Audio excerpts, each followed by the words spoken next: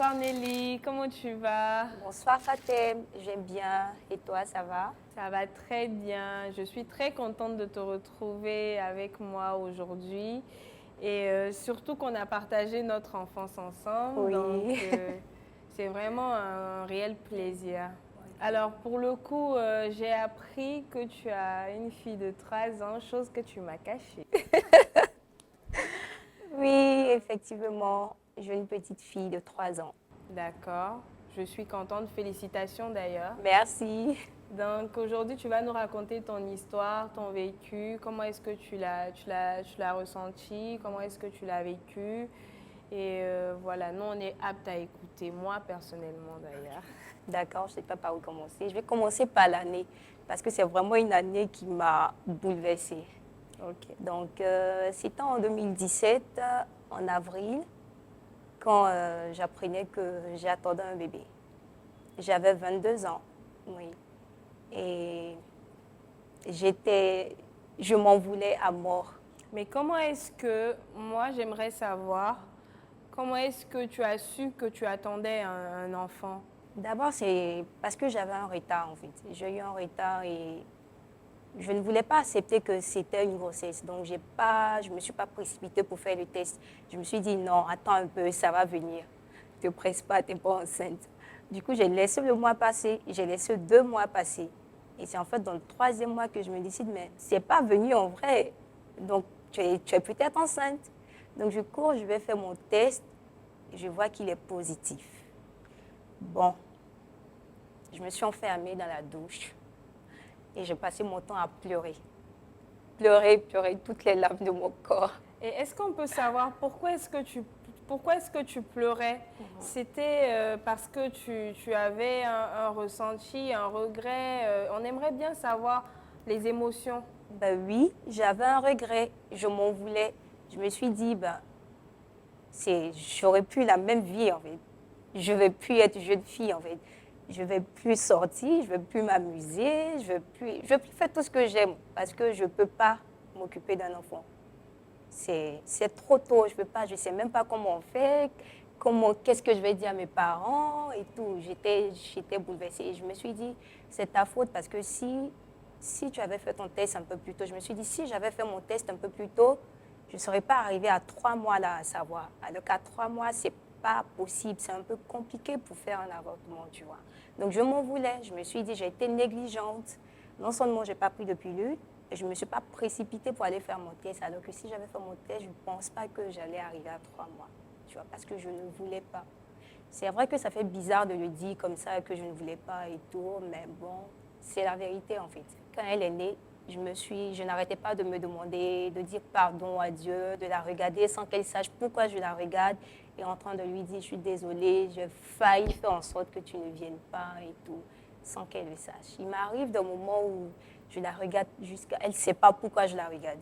Même en ce moment, je continue en fait de faire ça des fois. Même maintenant qu'elle a 3 ans, je la fixe et je dis, tu n'allais pas être là. J'ai failli faire la bêtise de ne pas t'avoir, toi, un si beau petit trésor et tout.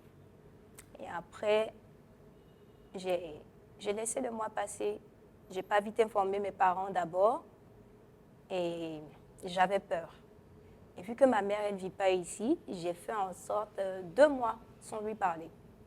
Quand elle m'appelle, je ne décroche pas. Quand elle m'envoie des messages, je ne réponds pas. Alors qu'elle savait déjà, par ses frères et sœurs et tout.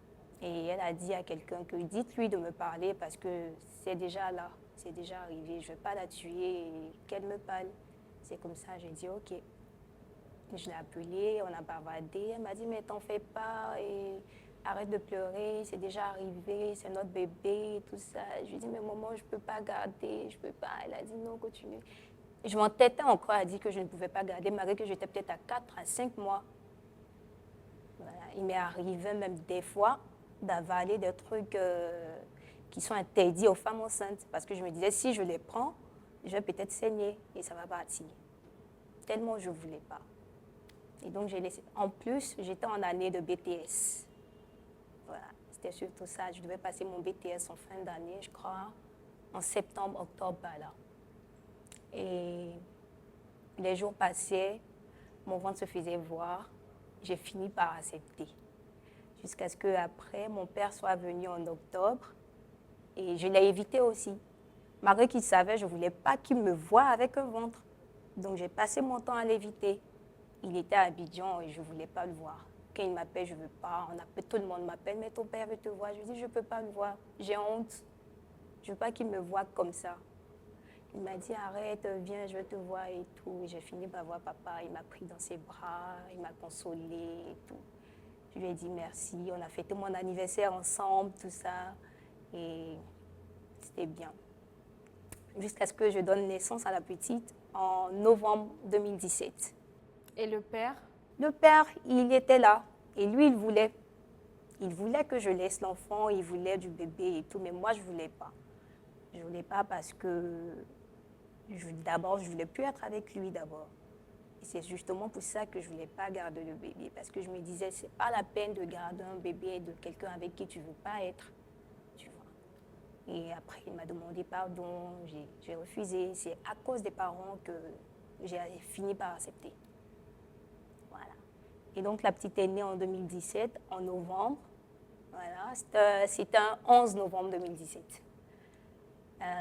Sur les lits d'hôpital, qu'elle est sortie et qu'ils l'ont mise dans mes bras, j'étais toute tremblante, je ne savais pas comment j'allais la tenir. Je lui ai demandé, mais non, ne la laissez pas dans mes mains, je risque de la faire tomber et tout. Il m'a dit, mais non, attrape-la, c'est ta fille, c'est ta fille. Je pleurais en fait. Je la regardais, je pleurais. Je dis, quoi? C'est moi qui ai fait ça. C'est moi qui ai mis ce bébé-là, là. Elle est sortie de moi,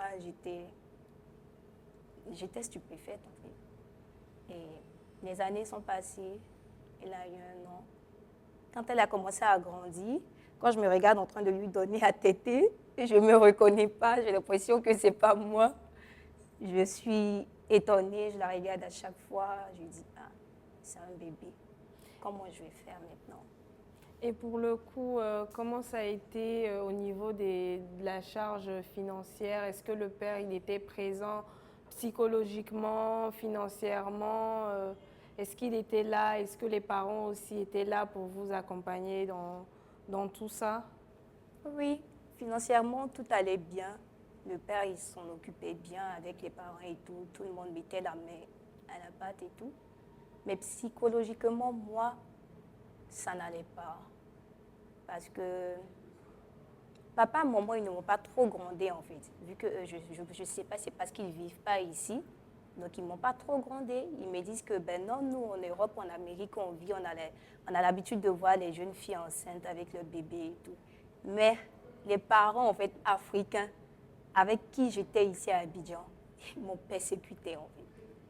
Bon, je recevais t'es folle, t'as mis un coup à ta vie, tu vas à l'école, t'es intelligente, t'as de bonnes notes, voilà que tu as tout raccourci, comment tu vas faire, tu vas plus partir à l'école, quand on te parle, tu n'écoutes pas, t'es trop bandite, voilà maintenant, j'avais envie de me tuer en fait, à chaque fois que j'entendais ça.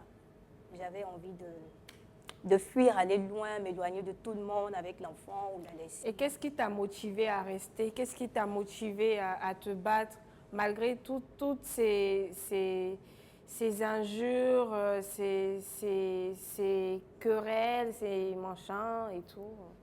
Je disais que je ne pouvais pas abandonner et je ne pouvais pas l'abandonner elle en fait.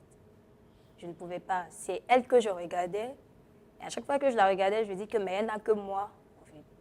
C'est vrai qu'elle a son papa, mais le papa ne joue pas le rôle de la mère. Et elle était encore bébé. Elle avait peut-être 1 an et tout. Elle n'est même pas, elle est encore un tout petit bébé. Je ne veux pas l'abandonner en fait. Comment elle va faire pour manger? Qui va s'occuper d'elle? Qui va prendre soin d'elle, tout. Comment elle va vivre sans moi, en fait. Donc, c'était comme si je devais m'occuper de quelqu'un. Je me sentais dans l'obligation, c'était un devoir maintenant, comme les gens le disent, devoir de parent. Je me disais, oui, c'est vrai, même si tu refuses d'accepter, mais tu es parent maintenant, tu es maman et tu dois prendre soin d'elle. Donc, même si ça raconte ici et là que j'ai foiré, que j'ai mis un thème à mes études, que j'ai fait ci, j'ai fait ça, je m'en fous. Parce que je vais maintenant prendre soin de quelqu'un. Mais aujourd'hui, tu travailles, tu as une certaine stabilité et tout ça. Comment est-ce que tu te sens? Et aussi vis-à-vis de ta fille, qu'est-ce que tu ressens et tout? Maintenant, je peux dire que je suis très fière de moi et d'elle. En fait, j'arrête pas de lui dire merci à elle. Elle a un bébé et elle ne sait pas pourquoi je lui dis merci en fait. Parce qu'elle ne comprend pas. Elle ne sait pas pourquoi je lui dis ça, mais je lui dis merci parce que c'est à cause d'elle que je suis toujours allée de l'avant.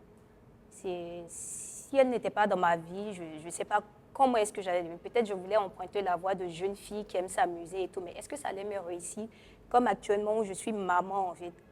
Et si je suis maman, c'est à cause d'elle. Je lui dis merci d'être restée. Des fois, je la regarde, je lui dis merci d'être restée parce que je fais des bêtises. J'ai essayé de mettre un thème à ta vie et tu n'es pas partie. Donc merci, tu m'as choisi comme ta maman et je te jure et je te promets que je serai ta maman et je vais toujours te garder. Fais de mon mieux pour que tu sois fière de moi. Tu vois. C'est comme ça à chaque fois, je la regarde. Je suis éblouie. Il arrive des fois où maintenant je partage des choses avec elle, on parle, on chante, elle aime chanter, donc on chante tout le temps ensemble, on danse. Et des fois, quand je me lève pour aller au travail et qu'elle me voit, elle sort de sa bouche, bonne journée maman, que Dieu t'accompagne. Ça me fait rire, je lui dis, toi petite là, tu connais que Dieu t'accompagne. Voilà, c'est une merveille, c'est mon petit bonheur. Je suis contente aujourd'hui de la voir et j'arrête pas de dire merci à Dieu en fait. Donc on peut dire aujourd'hui que tu es fière d'être maman, tu es une maman. Oui, je suis fière d'être maman, même si au début je ne voulais pas. Au début, je ne savais pas ce que ça faisait, comment j'allais être. Et maintenant, je suis fière de dire haut et fort que je suis maman, la maman de la petite Mira de 3 ans.